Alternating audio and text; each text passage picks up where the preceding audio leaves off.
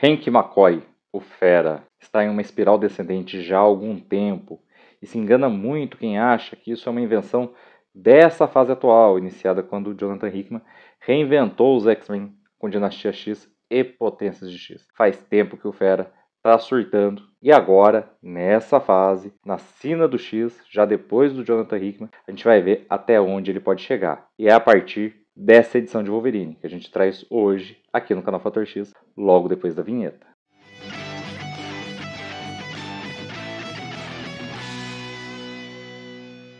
Olá, eu sou Inácio Santos. Este é o Fator X, o nosso canal sobre X-Men. E hoje trazendo até vocês Wolverine número 9 da Panini. Esse exemplar aqui, que como sempre, a gente vai fazer review sem spoilers e resumo completo, tudo nesse vídeo aqui. Então, na minutagem você encontra separadinho, se você quer ver só o review sem spoilers, para decidir se compra o exemplar. Se você quer ver só o resumo completo, porque já comprou a revista, já leu, só quer entender melhor o que está lendo. Ou então, não vai comprar a revista e só acompanha a saga dos X-Men aqui pelo canal Fator X. Inclusive, todas as revistas mensais dos X-Men são lançadas nesse canal, nesse formato, review sem spoilers e resumo completo. Aqui você encontra também o link para adquirir o livro sobre os 60 anos dos X-Men, organizado por Guilherme Smith, com textos dele próprio e de vários youtubers, podcasters, gente que você conhece aí da Gibisfera, gente que gosta muito de X-Men. Tem um texto meu, tem texto do Von Deus, que você sempre vê aqui pelo canal Fator X, do Daniel, do canal Poptopia, que também você vê sempre aqui pelo canal Fator X, o Henrique, do Utopia X, e mais um monte de gente, que eu não vou nem me arriscar a falar para não correr o risco de ser injusto e deixar mais alguém de fora. Dá uma conferida nesse link, o projeto está lá no Catarse, vai estar ainda mais esse mês, você pode apoiar, pode adquirir o seu exemplar também, não deixa de conferir. Você também vai encontrar aqui as redes sociais do canal Fator X, os nossos grupos de WhatsApp e Facebook e os links Amazon para adquirir Wolverine número 9, os números anteriores da revista do Wolverine, os números seguintes que já tem pré-venda na Amazon, outros lançamentos do Carcaju, minisséries, aventura solo, edições especiais, tudo que tiver do Carcaju, e depois material dos próprios X-Men, muitos deles que incluem o nosso Carcaju favorito. Então aqui agora eu vou passar para o review sem spoilers de Wolverine número 9 da Panini. Wolverine número 9 tem 112 páginas, custa R$ 31,90, reúne Wolverine, o volume americano de 2020, número 27, X-Force, também o volume americano de 2019, números 34 e 35, e Dentes de Sabre e os Exilados número 2, além de uma historinha curta de Marvel Comics Presents, o volume americano de 2007, número 10. E o que a gente encontra aqui? A gente encontra o começo da agenda do Fera, a saga na qual eu estava pondo muito das minhas expectativas, começa meio morninha, mas traz aqui elementos que prometem para o futuro. Eu estou sem spoilers dessa saga, exceto pelo fato de que eu sei o caminho que o Fera já estava fazendo e por algumas imagens dá para deduzir até onde ele vai chegar. Inclusive aqui no review, eu queria falar um pouquinho desse caminho do Fera, porque na internet e em alguns grupos eu vejo muita gente reclamando que estão vilanizando o personagem. O Fera tem tomado medidas drásticas já há muito tempo, tá gente? Já desde o momento em que houve de extinção, a saga lá do Grant Morrison, e ele sofreu uma mutação secundária durante Extreme X-Men. Ele já estava dando ali alguns sinais de que estava disposto a qualquer coisa. Primeiro, para evitar a extinção da raça humana, que ficou claro em de Extinção que a raça humana tinha apenas mais algumas gerações, depois só existiriam mutantes. Depois do dia M, ele fica desesperado.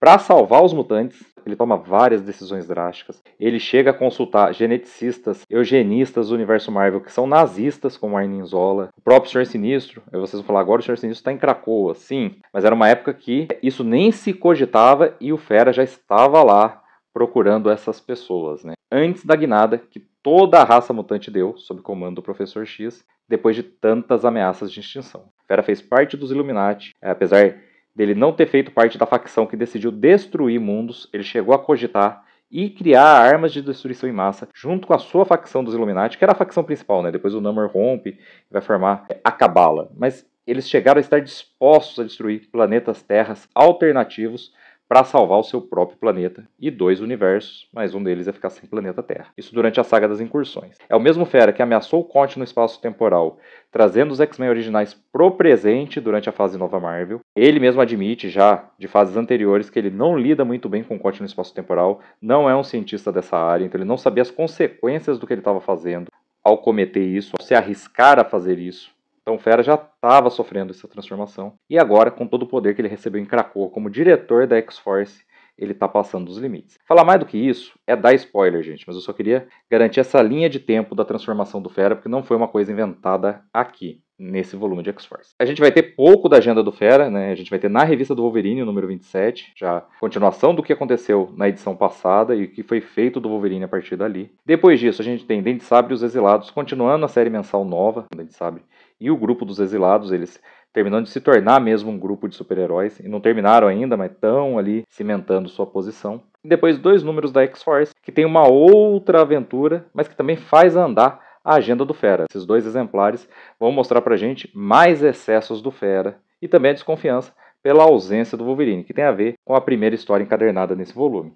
Para tapar buraco e terminar as 112 páginas, nós temos uma historinha curta do Deadpool, que eu achei bem sem graça, mas que é a cara do Mercenário Tagarela, mas que tem aqui também, viu, 10 páginas. Não precisa nem se preocupar se você não gostar dela. Eu recomendo, acho que é uma das melhores edições mais recentes. Ainda acho que a revista do Wolverine é a revista mais fraca dentre as revistas lançadas todos os meses nas bancas, tá? Então, ela é meio que só a última opção.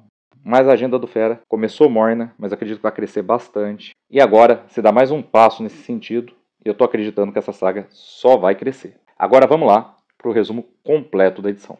Wolverine 2020, número 27. Começa com o Wolverine passando pelos protocolos de ressurreição. Só a Tempos e a Esperança estão trabalhando nele nesse momento. A Esperança está prestes a colocar o backup da mente do Wolverine no seu cérebro quando o Fera chega, interrompe a conclusão dos protocolos e diz que vai cuidar do amigo a partir dali. As duas não entendem nada, mas o Fera, como diretor da X-Force, tem autoridade executiva, então elas obedecem, deixam ele levar o Wolverine. Ele coloca um colar florônico no pescoço do companheiro e vai embora com ele. A partir daí a gente vê que o Wolverine está cada vez mais proativo, mais dedicado às atitudes da X-Force, né? Inclusive fazendo várias missões sozinho. A própria X-Force começa a estranhar porque não vê o Wolverine nas reuniões, não vê o Wolverine nas missões, tem que lidar com tudo sem ele. E o Fera só diz que o cara está ocupado. O Wolverine está reduzido a um estado animalesco, sendo usado pelo Fera. Ele inclusive perambula pela base da X-Force sem ser notado com aquele colar florônico que foi colocado. A Sábia, a gente pode perceber, está cada vez bebendo mais, está cada vez se sentindo mais culpada. Ela tem tipo uma culpa do sobrevivente, porque ela não age em campo junto com o resto da X-Force, mas é responsável pelo banho de sangue que a equipe promove com a avaliação de dados que ela faz para o Fera. O problema é que o excesso de álcool não está só prejudicando sua vida pessoal, mas está prejudicando, inclusive, ela perceber coisas que estão acontecendo na X-Force. Isso, no final desse volume, na própria revista da X-Force, vai ser melhor notado. O Fera está cada vez mais megalomaníaco, ele faz o Blackton Cassidy, inclusive, moldar a base escondida da X-Force em Krakoa no formato de uma grande caveira, para que todos saibam não só onde eles operam, mas qual é realmente o negócio dessa equipe, a morte. Bem fora ali do que a gente espera de um grupo de X-Men.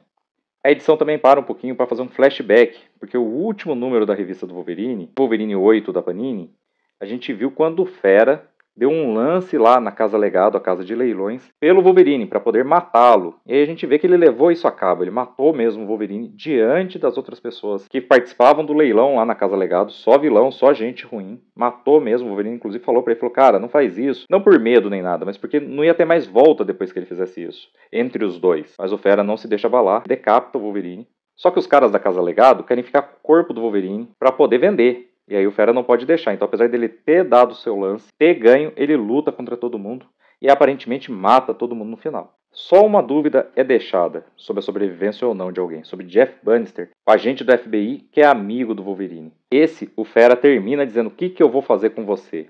E não aparece o que ele fez, mas aparece uma carta do Jeff Bannister, uma espécie de texto que ele deve ter deixado salvo em algum computador, deixando bem claro que por conta da sua ocupação, poderia chegar o momento em que ele simplesmente desaparecesse.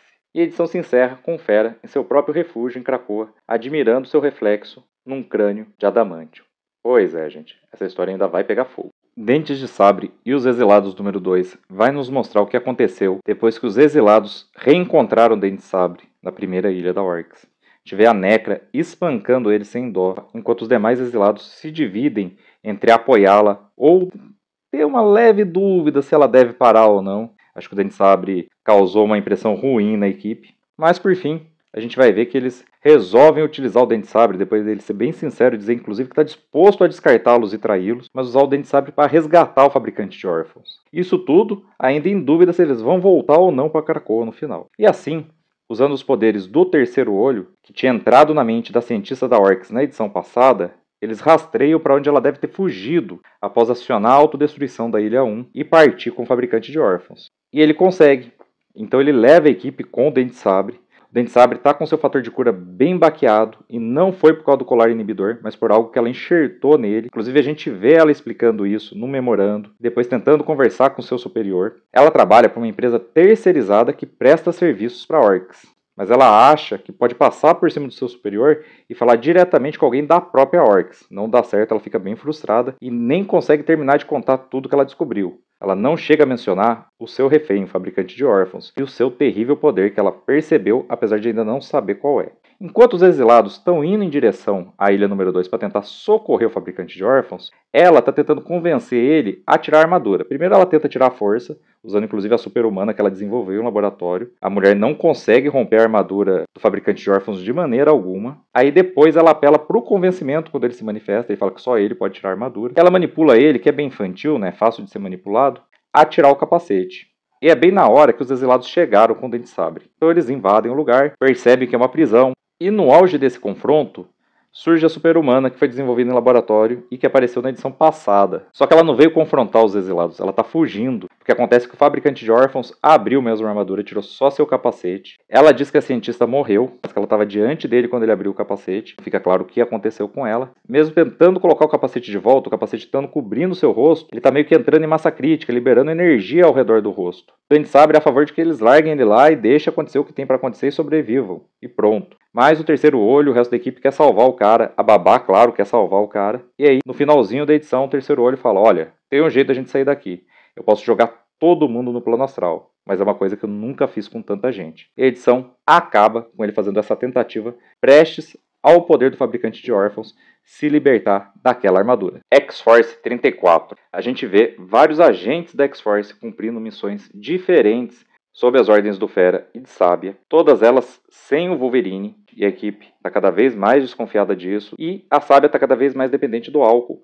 Inclusive ela chega a acidentalmente abandonar a Dominó, porque ela dorme sob os controles da missão e a Dominó quase morre do outro lado. Mas não é só isso que está acontecendo por causa do álcool. Ela não percebeu várias movimentações financeiras do Fera. E aí, em seguida a isso, a gente vê o que o Fera está construindo fora de Krakoa. Uma base no espaço sideral, uma prisão, sendo que Krakoa não tem prisões. Tudo bem, tem o poço, mas o Conselho não aprovou essa prisão do Fera. Não é uma prisão só para mutantes, é uma prisão para todos aqueles que ameaçam Krakoa. Ele contratou Maverick e seus mercenários para trabalhar para ele, capturando esses adversários, esses riscos em potencial. E mais, não é só uma prisão, é um campo de concentração, porque ele faz experiências nesses seres humanos, alienígenas ou mutantes que ele captura. Tudo isso sem conhecimento do Conselho Silencioso. Mas isso está prestes a mudar, porque os mercenários capturaram um pirata Araki que já enfrentou Wolverine e Solen. Esse pirata agora está agindo no espaço. Foi capturado pelos mercenários e levado para a prisão do Fera. E é aqui que tudo desanda. X-Force 35. Acontece que infiltrado na prisão está o Solen, que a gente viu da última vez, durante o juízo final, indo viver no inferno. Pois é, ele voltou de lá, ele comenta isso brevemente, e ele sabe que o destino dele, uma vez que ele não vive mais no inferno, está no universo Marvel 66 normal, é uma hora e parar na prisão do Fera. Então ele quer pôr fogo nela agora. Ele liberta o pirata, que é seu inimigo, mas já foi seu aliado, para ele iniciar uma rebelião, dá certo. Mas o Maverick abandona o barco, ele não é pago para isso. Ele era pago para capturar os caras, não para sufocar a rebelião. Ele vê que não tem jeito, ele foge. Só que antes de fugir, ele manda um pedido de socorro para Krakoa. E esse pedido é recebido pela X-Force, e a Sábia despacha Ômega Vermelho e Dominó para investigar o que está acontecendo. E ela já está desconfiada do Fera. O Fera liberta um dos seus experimentos para lutar contra o cara, mas não funciona. O Solen usa suas habilidades para conduzir a criatura até um portal que leva até Krakoa, leva até a base da X-Force. Acaba a criatura atacando a Sábia. Enquanto isso, a Sábia lutou contra a criatura que eu falei e derrotou a criatura. Lá, eles vão salvar o Fera, mas vão ver tudo que ele fez e que isso não foi autorizado pelo Conselho. E vão trazer ele de volta preso. Marvel Comics Presents número 10 traz o Deadpool indo cumprir um contrato, está prestes a executar uma pessoa, quando o telefone dele toca. Só o Deadpool ia fazer um negócio desse, não colocar o celular no silencioso. Ele atende ao Fuinha.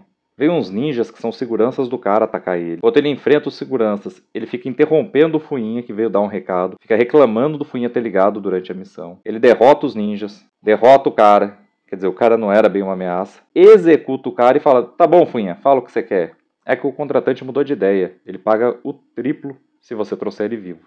Pois é, essa é a história.